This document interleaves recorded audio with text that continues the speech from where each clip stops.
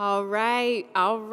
Let's go ahead and dive into this next session. I'm really excited about this session. I think it's particularly pertinent with where we are both in the landscape of approved therapies as well as just like as a country. I know a ton of the questions that we've been getting lately are on Ozempic and Wegovy and some of these weight loss drugs. We're also talking about vamorolone and these new and different steroid therapies and regimens, and how it all comes together to support quality of life, a healthy weight, nutrition, all of these pieces.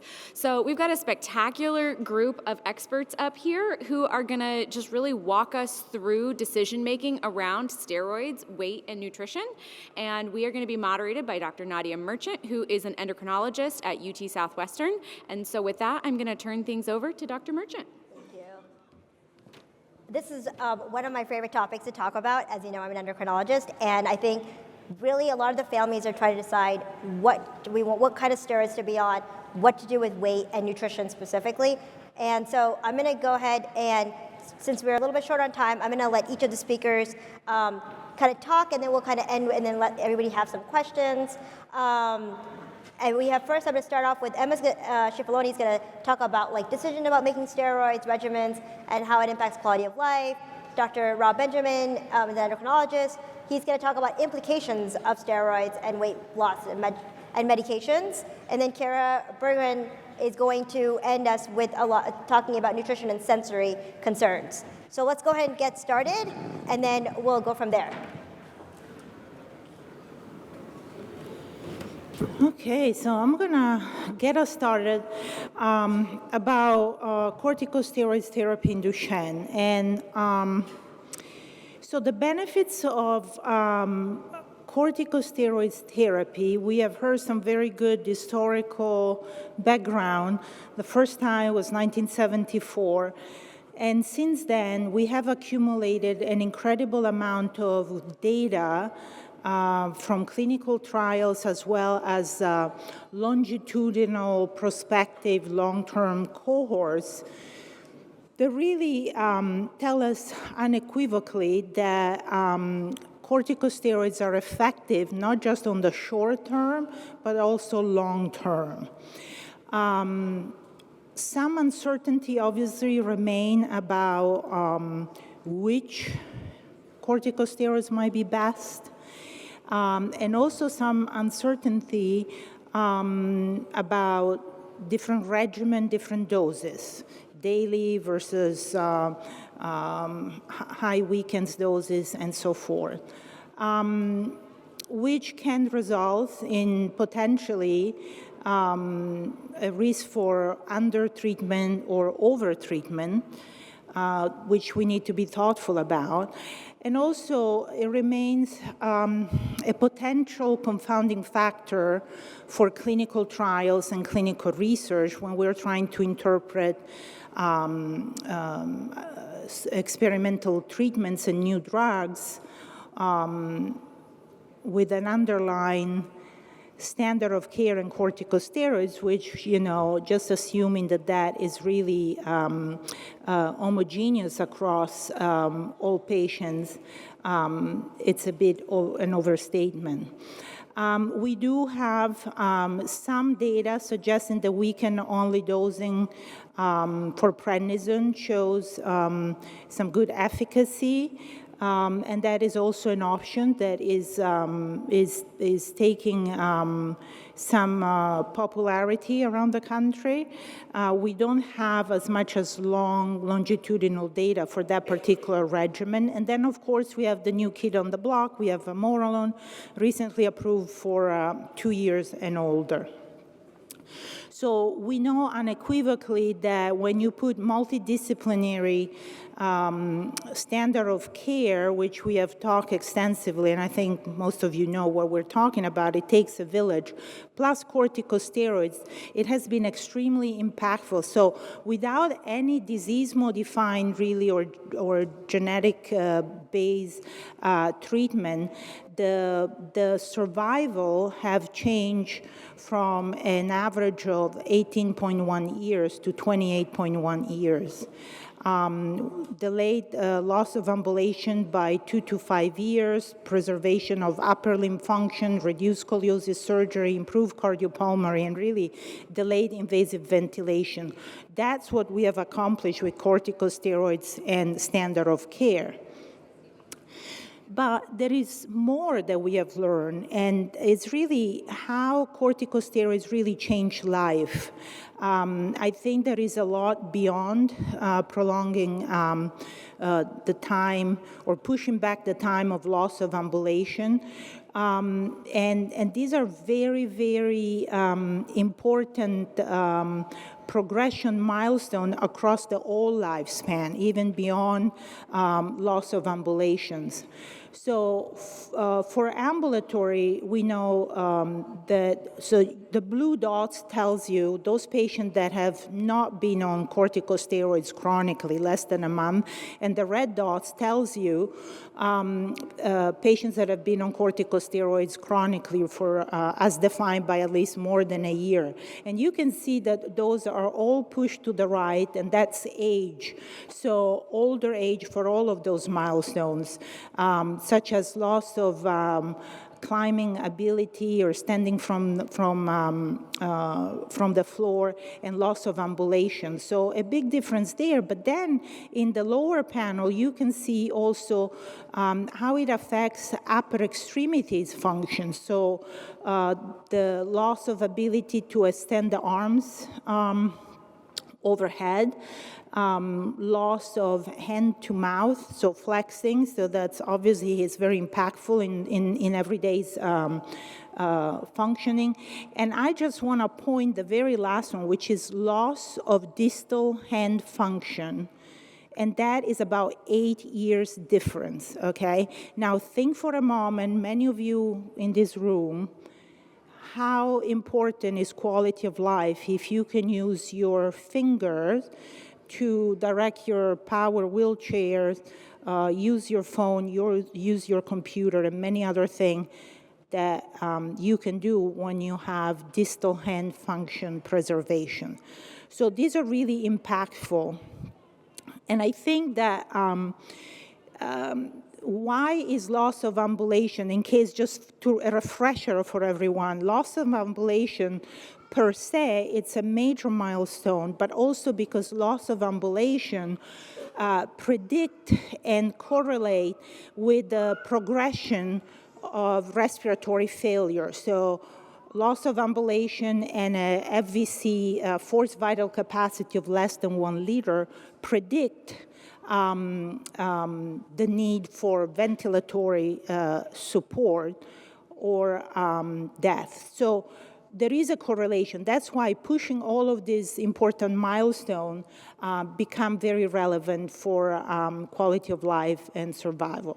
I think that the big message, though, about corticosteroids that I want to leave you before we dive more into the details is that the huge difference is no steroids versus any steroids. And I think that when you go through a little bit of the odyssey of trying to decide which one, which regimen, when, how, switching, remember, any steroids is better than no steroids, and it's a major difference. So, so to try to embrace that part of the uncertainty and really thinking that having options is very, very good, and that those options and those switching can happen at different time. And the important thing is that corticosteroids versus no corticosteroids is usually different. And I'm going to leave you with side effects, which this is a long list. So we, the neuromuscular provider, we do corticosteroids because we have this very strong rationale, and we give this gift to our endocrinologist colleague to actually help us, all of us, to manage the side effects. And I want to make one last comment that these are side effects. These are medical side effects, right? When we talk about quality of life, whenever we choose as citizens and patients to take a medication, no matter what disease, but certainly in Duchenne, our job is to give you the data, side effects, effectiveness, the data that we have, the data that we're missing, and give you the information. Quality of life and what our comfort with side effects versus effectiveness and improvement of whatever disease we're treating is way more complex and is culturally based, is family based, and every single one of us is different. What is an important side effect for me could be a total nuisance to the next person, and that is part of medical decision making. The important thing is that whatever you decide with data and the information, the best we have, and then to tell us, okay, what is most important to you. So those are side effects. Quality of life is really individualized care for each patient, each family. And also, it can change over time. At some point, it might be very important that you don't want to deal with the side effects, but maybe 3 years down the road, you change your mind or something, situation change, and now you think, well, I really rather not deal with these side effects. So that's to get us started. So.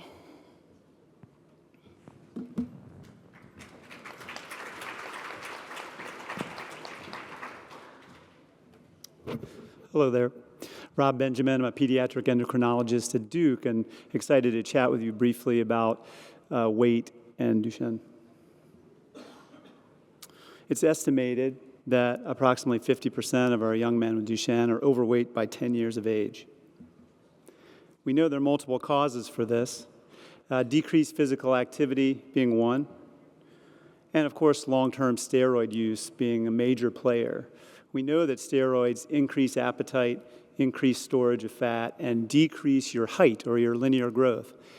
If you think for a second about the heights in your family, we usually, when we're estimating the height for a young man, we take an average of mom and dad and add 2.5 inches to figure out what would the expected adult height be.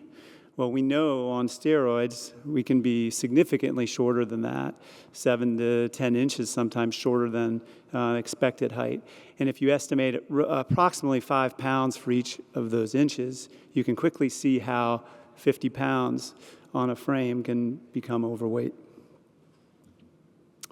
We know that extra weight gain causes problems, sleep apnea, increased fracture risk, worsened physical function and loss of mobility, and then metabolic sequelae, which include diabetes, hypertension, among others.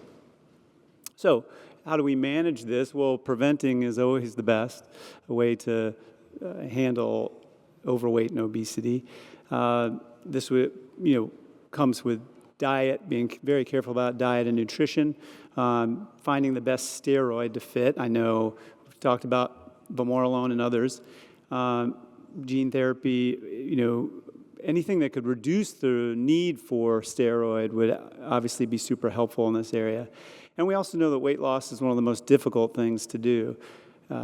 Medicines may help. I'll say that just like probably each boy in this room has a different response to a steroid, we also have different response to dietary change. Not everybody has a build of 110 pounds, and so it's not always just diet. So I would say medicines may help, but they should not be the first line as we approach this. You could argue that every medicine that's being used to help in Duchenne helps with weight, because again, if we can reduce steroid use, then we'll reduce the adverse impact of steroids. But actually, and if you just look up repurposing other medications in Duchenne on the internet, you'll find probably 25 different medications that are listed.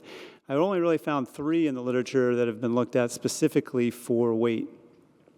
And these include metformin, topiramate, and then the hottest topic, the GLP-1 agonist medications, which are the injectables. So how does metformin work? It's been used for years in insulin resistance and type 2 diabetes because it inhibits glucose synthesis and it increases insulin sensitivity. It has modest beneficial effects for weight loss, and actually, mechanism has not always been known. Just this year, there have been some data that suggest that metformin stimulates the same molecule in our body that vigorous exercise does. It's an interesting theory, anyway, that's being investigated further, but it's modest. We don't find dramatic weight loss with metformin. It reduces inflammation and improves muscle health, though I will say, at least in the patients who I've followed, this has been a modest effect. And the side effects can be pretty bad. Nausea and diarrhea can be prominent with this. We tell people to take this with food, but not always helped, and certainly that's not the way we want to lose weight.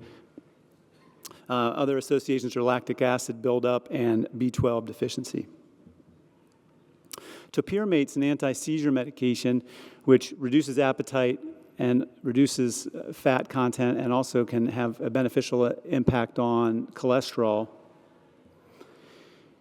There's one case report, 2005, if you look at this, with 2 young boys with DMD who had dramatic weight loss on topiramate and relatively mild side effects. It should be noted their daily caloric intake drops to under 1,000 calories a day. And also, rebound with this medicine is common, meaning when you stop it, you gain the weight back, which is a theme that we'll also see when we touch on GLP-1 agonists. The side effects thought to be pretty mild: sleepiness, numbness and tingling, or termed paresthesias, and then there's some concern for lactic acid buildup. Topiramate is linked with another medication in common weight loss medicine, Qsymia, which you may have heard about. I think the real discussion point, and one that I hope to leave time for questions from you all, are the GLP-1 agonists. Glucagon-like peptide is made in intestinal cells, and this medicine, these agonists have widespread use in our world. I think everybody here has heard of Ozempic more than they'd like to hear about Ozempic. Widespread use in type 2 diabetes and dramatic impact on weight loss. What you can see here on this graph is the top line is somebody who is not on a GLP-1 agonist, and the bottom graph is a patient who was on the medicine that's semaglutide at 2.4 milligrams per dose. This is just an example that I found. Many others have similar impact, and you can see a dramatic weight loss of up to 16 to 18% of weight during the study period. It comes back if you stop the medicine. And that's because our body is pretty darn adept at trying to prevent us from losing weight by reducing our metabolic rate, increasing our hunger hormones, so the minute you stop it, you pop back up. What about GLP-1 receptor agonists and Duchenne? This is true for anyone, by the way. The weight loss happens because of an increased sense of fullness in the brain. It also slows gastric emptying, so you feel full for longer. It may have muscle-preserving benefits, and I find this very interesting because if you read about, some of the releases about Ozempic is muscle loss in patients who lose a lot of weight, and I think it brings to question whether that muscle loss happens to those who lose a lot of weight because, hey, you have to lose something. It's not going to always all be fat, and we know that people who restrict their calories to lose weight also lose muscle. And so naturally, this would be a concern in Duchenne. It appears, though, that GLP-1 agonists can suppress muscle breakdown and increase muscle synthesis in mouse models of Duchenne. So this is encouraging. What I would say, take-home points, there are multiple medications that are being repurposed for Duchenne. Like I said, I think you could probably hope that each and every one of them would have a beneficial impact on weight through reducing the need for higher doses of exogenous steroids.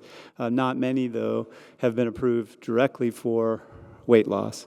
I should have put a take-home point of, healthy diet and care with calories is number 1, 2, 3, and 4.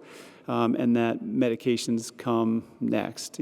Please don't rush to medications unless you've trialed other things. And realize that just like the impact of dietary change, just like the impact of steroid dosing, response to these medicines can be highly individual, and one patient's success could be another patient's mediocre result. But as with many things in exciting new areas, much more research is needed. Thank you.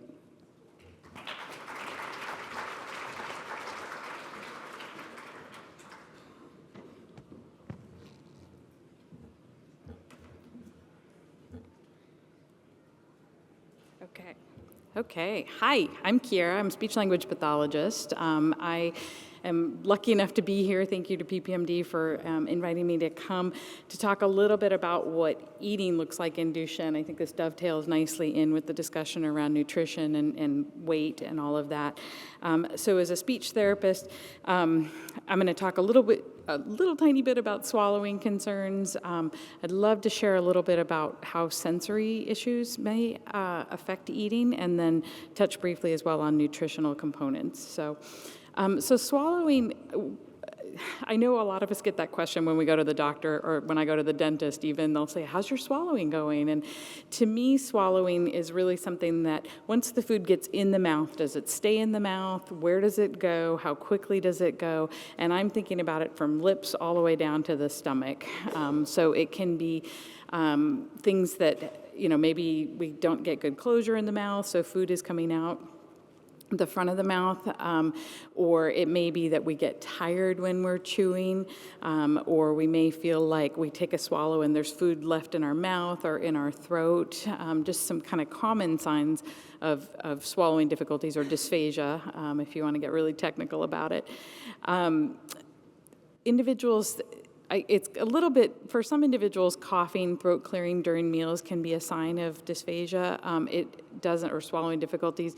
That isn't the end-all, be-all. Some people don't cough and choke when things are maybe going the wrong way. So more relying on, do you feel something there, or paying attention to maybe some respiratory changes or anything like that. I think some more subtle things that for me perk up my ears when I see patients is if I'm asking people, are you avoiding any foods that you used to eat? I haven't had steak in like 6 months because it's really hard to eat. Or another really subtle one is that meal times are taking longer. Anytime there's two people sitting down to have a meal, one's going to finish before the other for sure. But if somebody's consistently the last one at the table and that time is taking longer and longer and longer for them to finish a meal, I start thinking, I get a little bit concerned about that swallow function piece. And then for some individuals, it can happen where we have unintentional weight loss. It's a little bit, I think, masked by steroid use in Duchenne, so it may not be as prevalent, but these are all signs that, and not everybody's going to have every one of these, but they can happen later in life for individuals with Becker or Duchenne. Some individuals have these symptoms early on in life, but it's good to kind of engage with speech therapy and have some of these conversations. Shifting gears a little bit to think about the sensory processing part of it, kind of along the lines of the sleep conversation that happened right before this panel. Some of those sensory processing things can come to play as well, too. We may see individuals that have more behavior issues when there's mealtime. And this can be even in little babies. Maybe you'll see them refusing to breastfeed, or they don't want to get in their high chair and they act like they're scared of it, or there's a lot of sort of acting up, as it were, and that's they maybe don't have the words yet, but that's their way of telling you there's something going on here, and there's something that they're not happy with. For many individuals with sensory processing things, it can mean that the diet is very restricted or limited, and some people might say that they're a picky eater. You may see young kids avoiding textures that other young kids would typically eat. So maybe they don't like doing purees. They won't have applesauce and yogurt and pudding and things like that. Or they get a little bit older and they avoid all the crunchy things because they don't like that sensory piece. So it can really very much affect what goes in the mouth. It can also mean that individuals maybe need a little more assistance at meal times. Maybe they have a special plate that they're using, and the food has to be in a certain arrangement on there, and they can't be touching, and it can only be that plate. It can't be this other plate. Or I've definitely had individuals with the favorite cup that's now out of production, and oh my goodness, what are we going to do to get these children to continue to be eating and drinking, and hopefully expanding their repertoire as well too. For individuals that have some oral sensory aversion, this can also affect toothbrushing. I always like to bring oral hygiene in. It's super important for pulmonary health, just good practice in general. The dentists in the room would thank me for saying that, I'm sure, but absolutely good for the pulmonary health side of things. So when there's a lot of oral sensory stuff going on, you do need to be concerned about oral hygiene as well. So swallowing and nutrition kind of overlap quite a bit. I'm lucky in the multidisciplinary clinics that I work in to have great dietitians that I get to work with, co-treat with.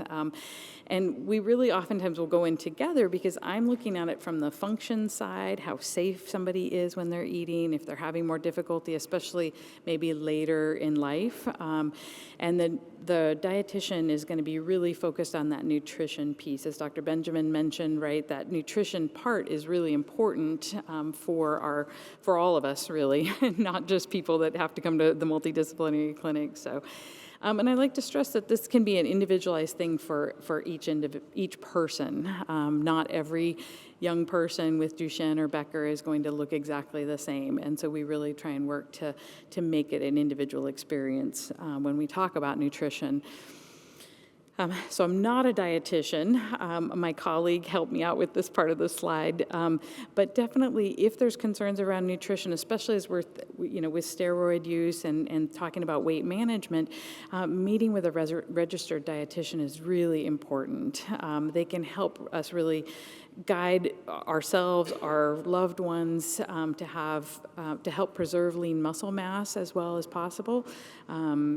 They can help with kind of monitoring caloric intake, suggestions around foods to eat, to help with excess fat buildup and weight gain. So as I got teed up really nicely right before, it really is important to what we put in, the calories we put in are really important. So, and I think it's super important as well, too, is keeping those bones strong, especially in the non-ambulatory phase of Duchenne.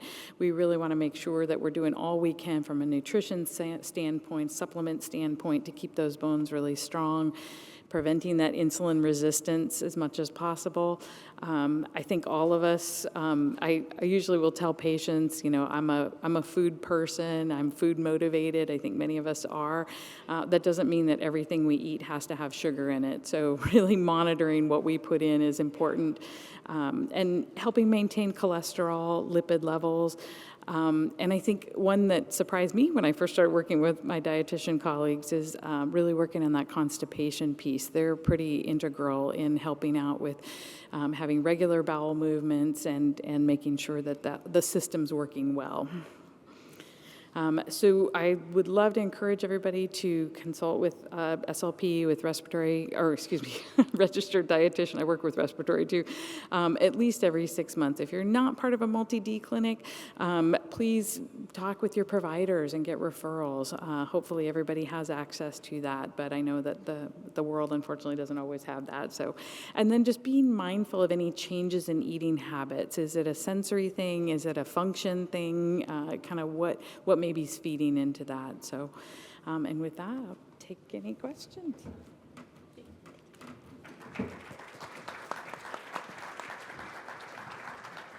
So this leads me to really, what are the questions for your neuromuscular team?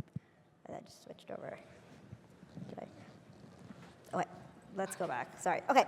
So I think that one of the things I always think about as an endocrinologist, we have new AAP guidelines for obesity, and I think a lot of that has brought up this discussion about weight also. And so we recently, in the last few years, at least in endocrine, we're always looking at weight. And weight isn't always measured in clinic. So we sometimes realize suddenly we measured the weight and there's been a huge weight loss or a weight gain.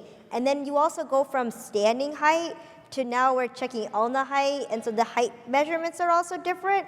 And so when I'm trying to, especially when I'm working in that age when you're going from ambulatory to non-ambulatory, how accurate is my weight measurement? Did the parents or the child just tell us the weight and has it been accurately measured? And then also, what was the length and how was it measured? Because that does affect how we're looking at the overall picture. So that's something that I want everybody to think about just when you're going in for your appointment. And so why this steroid regimen works for me, as we discussed earlier, everybody's steroid regimen might be slightly different based on what the needs are, but we do know steroids are not going anywhere right now. That has not been changed, and gene therapy also has high-dose steroids while you're on it. So remember, steroids are not going anywhere. We're on it for a while, and so we want to find what the regimen works, but you want to know and talk to the provider, like, which regimen should I be on? Why am I on this one? And then what's the best way to manage weight? We want to avoid weight gain, significant weight gain as much as possible because weight loss is always harder. And then how do we navigate the eating concerns? And now we have weight loss drugs. Do we have any recommendations for it? I think it's very individualized because there are side effects to anything. So I want to open up the floor to questions because I know this is a lot of people have questions on how do I address this. And so anybody want to start with questions?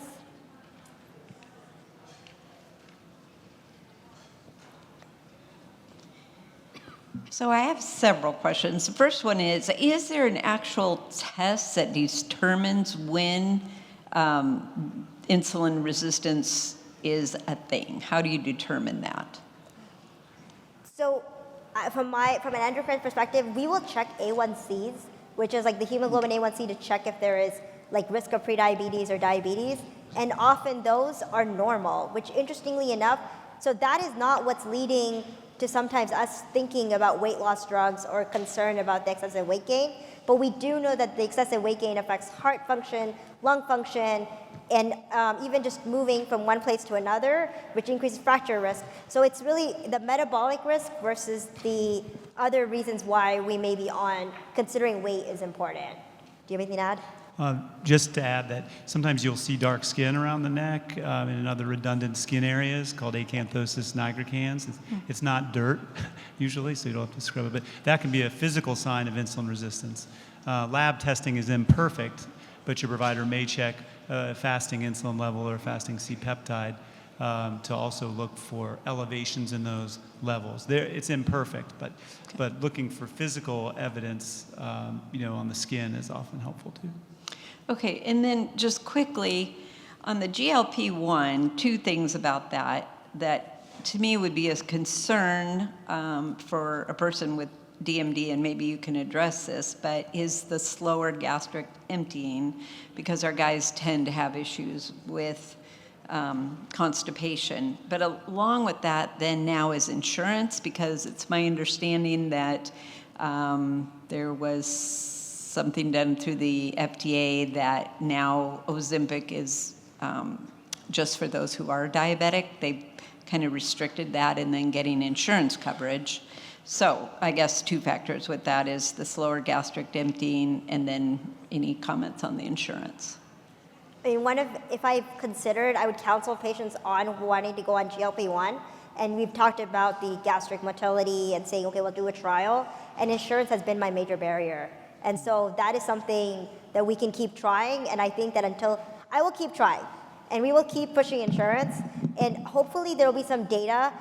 There's a lot of endocrinologists, I'll tell you, working on trying to get some data to show whether or not it's effective or not in side effects, and I'm hoping that is also something we can use if we think this drug is effective. And so more to come. Okay. I would also say that Ozempic is not the only medicine in that class. So there are meds that are approved for weight loss alone in the same family. And again, I think insurance it's hard to get insurance to cover those. But yes, I do understand that. So thank you. I do have a question from a virtual attendee. With children being diagnosed earlier, what age would you recommend beginning steroids? Would you recommend beginning vamorolone at age 2, for example? That's $1 million question. So I don't think that we have, as a community, reached an absolute consensus, and that's just the reality. I think that with kids that are identified very early because of family history, we already had to think about that question. Certainly now with newborn screening, it's going to become more of normal. I think that I've been in this field for a long time, and I remember a time where, steroids weren't really used very much and start late, and a lot of things that we used to do. Over time, I've seen that starting age going lower and lower and lower. And I think that the trend will continue. I think that the appeal of the high-dose weekend protocols is also appealing, certainly in the very young age. I think that just because the label says 2 and older, I think that's still going to be not a black and white conversation, and it's really going to be very individualized. And I think it's also very early day, right? We don't have enough data to tell us, well, certainly for a daily regimen at 2, I will personally still be quite nervous, and I think the majority of us will be nervous. But maybe a once a week has been studied, starting to be studied a little bit. But how early? Will it start at 6 months? Will it start at 1? I think that's still what keeps us up at night, but we are thinking about it very, very hard.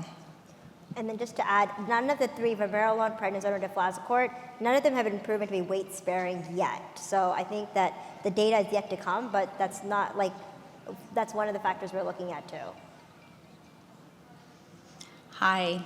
First, thank you for coming and all your preparation. I really appreciate it. I jumped at the opportunity to put my boys on vamorolone, and I did so because the side effect profile did seem somewhat less.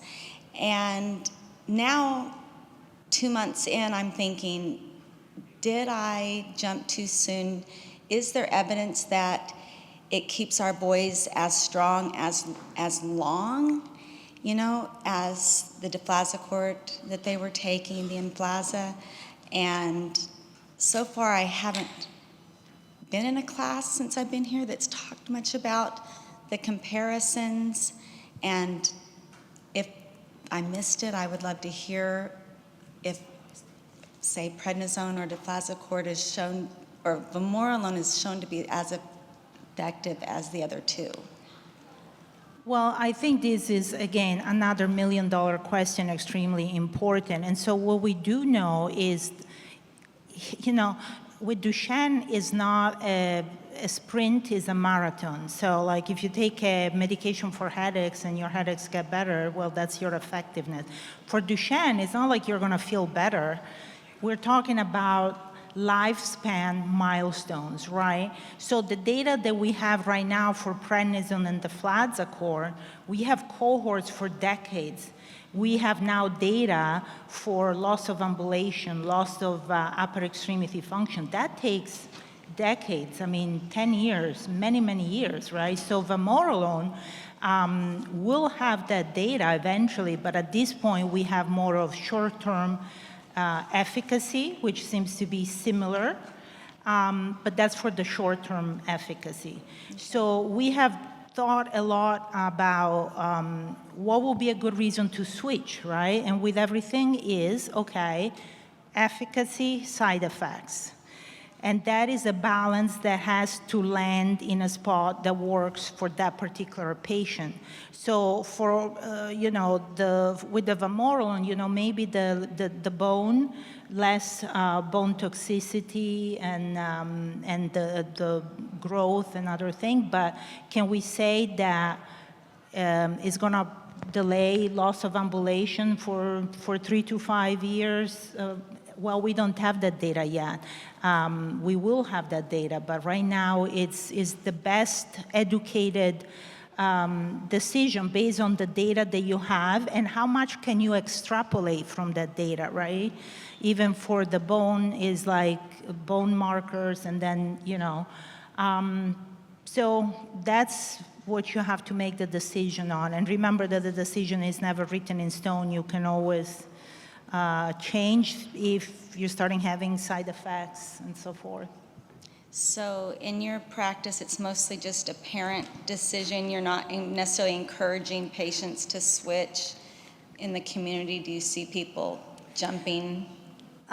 Listen, humans come in many, many different flavors. Certainly, I don't think that, it should be a team decision, I hope that I don't tell my patient what to do and my patient tell me what to do, we decide together.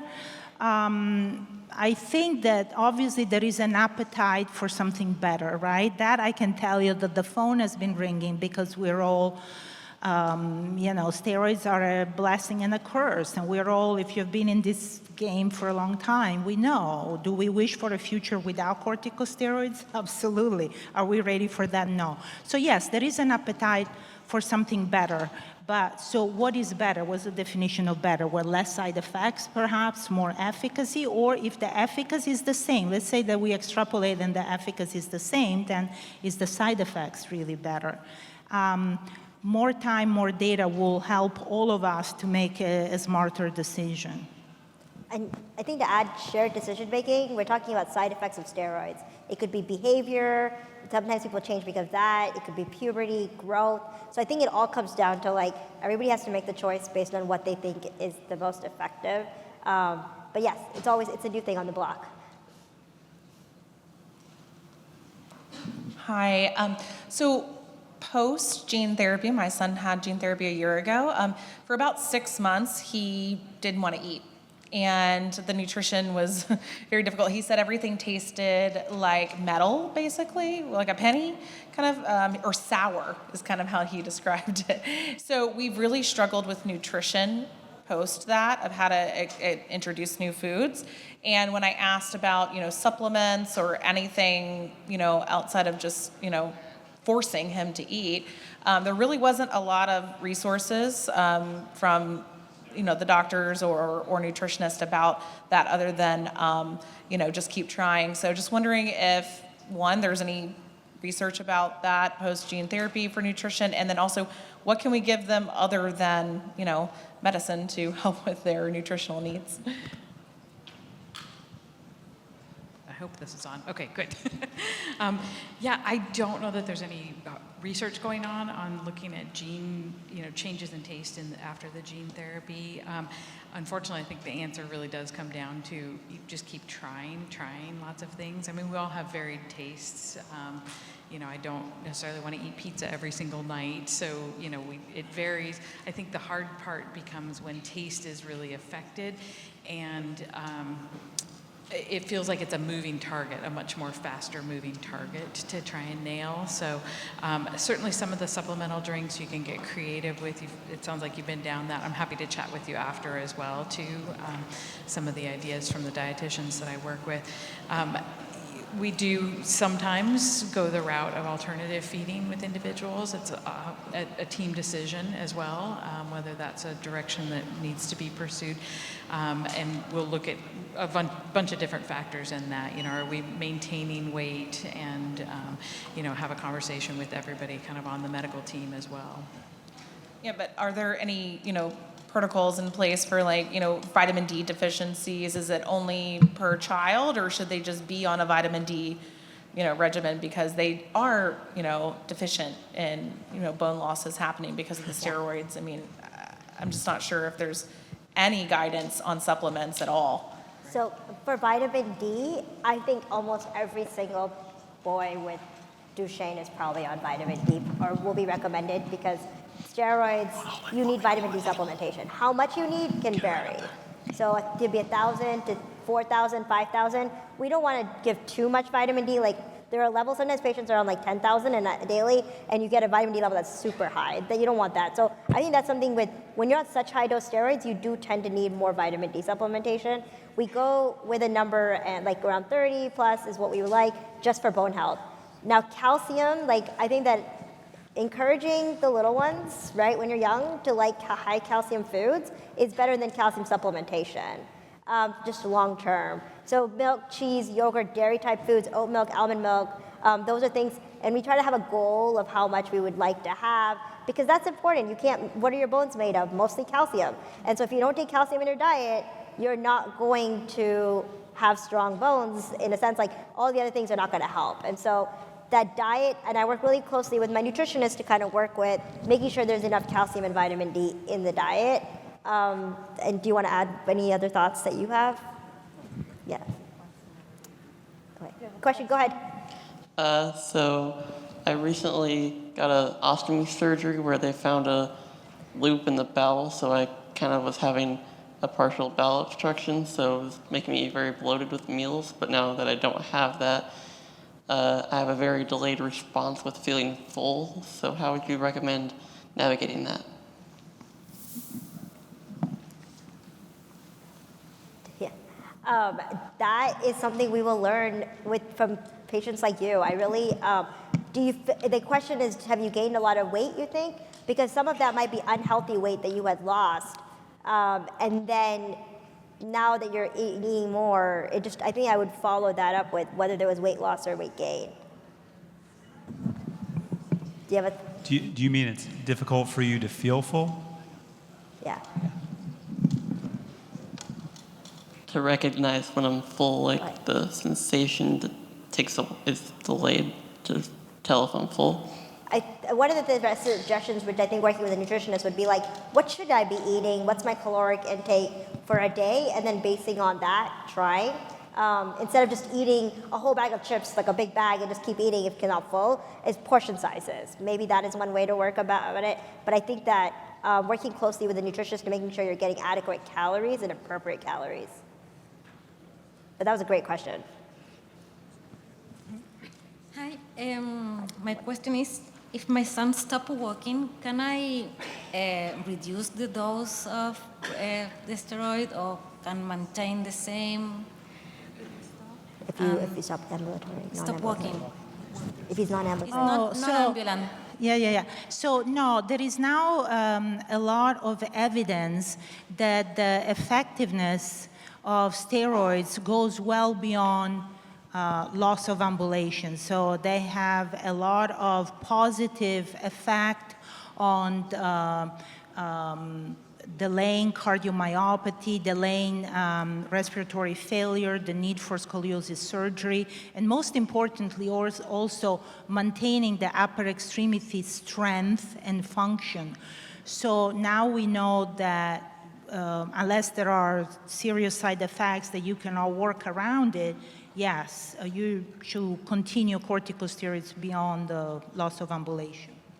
Okay, thank you. And the last one is, what time of the day is the best day to give the steroid?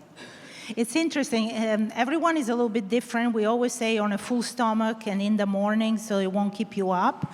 But having done this for a long time, sometimes for kids it's quite the opposite. They take it in the evening and it works better.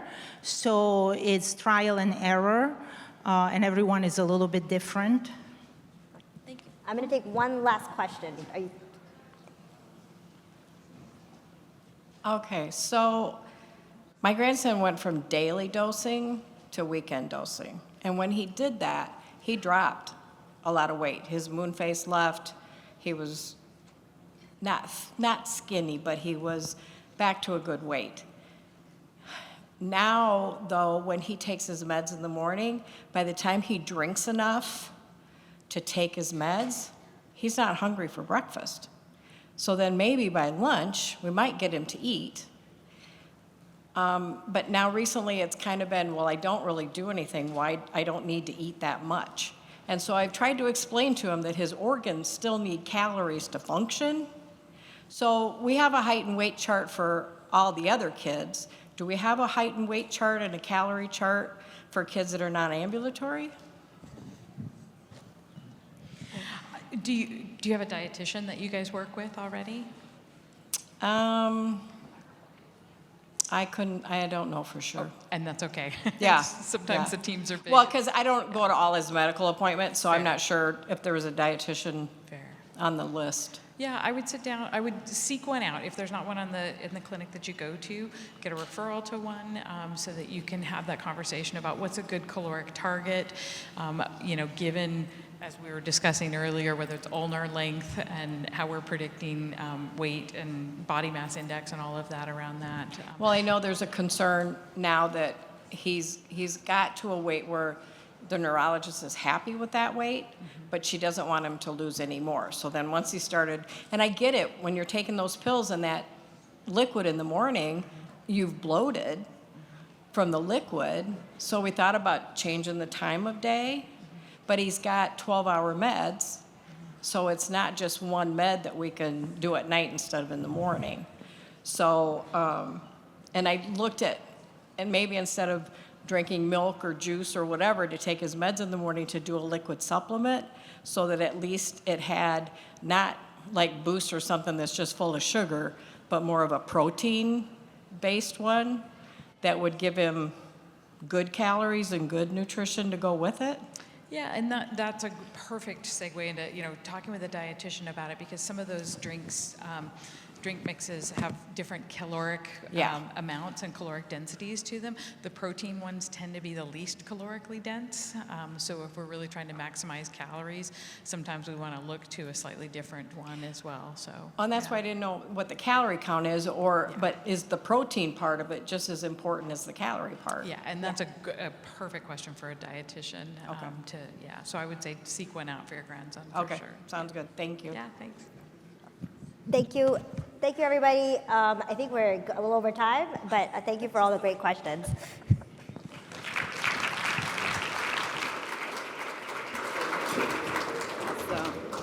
Thank you so much, everyone. Thank you, Dr. Merchant, for facilitating a wonderful session. I think that this was really timely, really insightful, and really relevant, I think, across the lifespan. Okay, so next up, we've got some polling questions. We haven't done polling in a while, so grab out your phones, if you've got an iPad, laptop, whatever. We're going to go back to pollev.com/ppmd, pollev.com/ppmd. We'll leave this slide up for a moment while you get settled, get it pulled up, ready to go. pollev.com/ppmd. I'm anxious to see what the questions are. There's going to be one fun one in there. I don't know. Ooh. All right. How long after diagnosis did you choose to start steroids? I think this is a really great question. There's probably some nuance here, right? Probably depends on how old your child was or you were when you were diagnosed. If you were diagnosed at 3, at 7, at 9, we could see some different responses here. It also probably speaks to, how quickly you were able to get in with that neuromuscular team, find that team that you trust. And I think that there have been some really great conversations this week about the different drugs, the different regimens, some of the new and evolving research around alternative regimens, which is really exciting. All right, I'm going to give it just another minute before we move on to the next one. Looks like our biggest one is about 30% that were, I think it said between 6 months and a year. So that's about what I would expect. All right, let's go ahead and move on to question number 2. Does your child or do you as an individual with Duchenne or Becker have trouble sleeping? And if so, how often? I know I learned a ton from that session that Dr. Kravitz facilitated, and I think it's really interesting to consider how sleep affects our functioning and our quality of life during the day, and how behavior can impact our ability to get really good, restful sleep at night. And I'm kind of surprised by these results. 42-ish% saying rarely, 27% saying never. That's fantastic. That tells me that those of you who are supposed to be wearing your BiPAPs are wearing your BiPAPs. All right, looks like our numbers are steady there too. All right, we can go ahead and go on to our third question. Oh, this is a good one. What has your favorite part been about conference so far? I wouldn't be able to decide myself. I feel like I've had a lot of favorites. If I had to choose one, it would probably be getting to meet all of you and hearing your stories And I hope that you're finding value in your time here together. Yep, same as me. Everybody's saying meeting other families. Over half of us are saying it's been meeting other families. I think that that's one of the things that initially drew me to PPMD, was the way that we build community, the way that we bring people together, and the strength that we have in our us. And then I think a good close second makes sense, learning new information. All right. I'm surprised only 4% of you said going to the pool, because if I were not up here, I would probably be in the lazy river. Okay, let's go ahead and go to question number 4. All right, I actually don't know the answer to this one, so this could be some fun. Oh, I'm getting some information over there. How many years was the genie stuck in the lamp before Aladdin found him? And I guess my question would be, was it the same amount for both the animated and the live action? I don't know. I do really enjoy a Will Smith genie, though. And everybody, oh, wow, you guys are really educated on your Disney factoids. 70% are saying 10,000 years, and my man in the front is telling me that that is indeed the correct answer. So that's fantastic. All right. So at this point, we're going to go ahead and prep for our keynote from Patrick Motion, who is on the PPMD team. While we get him up here and settled, I would love for you all to direct your attention to the screen, where we are going to learn a little bit more about how PPMD does advocacy. So go ahead and take a look.